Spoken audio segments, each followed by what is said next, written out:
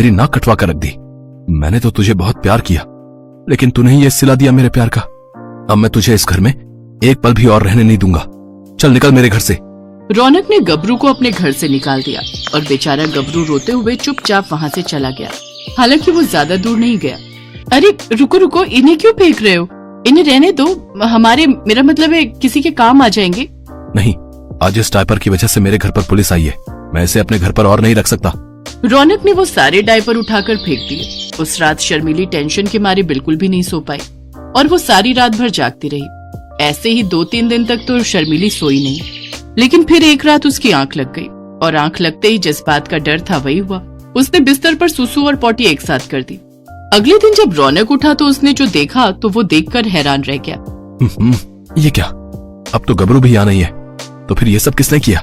शर्मिली अब और झूठ ना बोल सकी और रोते हुए उसने सारा सच रौनक के सामने बोल दिया। मुझे माफ कर दीजिए जी, मुझसे गलती हो गई। मुझे बचपन से ही ये रोग है। इसका मतलब ये सब तुम कर रही थी और डायपर भी इसीलिए खरीदा था और सारा का सारा इल्जाम मेरे गबरू पर डाल देती थी। मुझसे गलती हो गई जी, मुझे माफ कर दीजिए। अभी तो मैं अपने गबरू को ढूंढने जा रहा हूँ, तुमसे तो मैं आकर निपटता हूँ। रौनक पागलों की तरह गबरू को सड़क पर चलते हुए ढूंढ रहा था कि तभी पीछे से एक तेज रफ्तार कार आई। वो रौनक को टक्कर मारने ही वाली थी कि गबरू ने रौनक को जोर से धक्का दे दिया। रौनक दूर जा गिरा। रौनक को बचाते हुए गबरू को हल्की चोटें आ गई।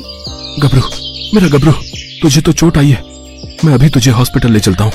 रौनक गबरू की मरहम पट्टी करवा कर उसे घर ले आता है।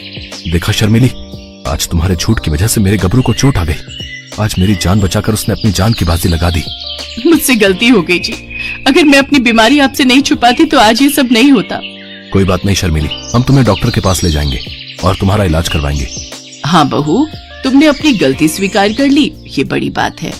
रौनक और शांति शर्मिली को अच्छे से डॉक्टर के पास ले जाकर उसका इलाज करवाते हैं।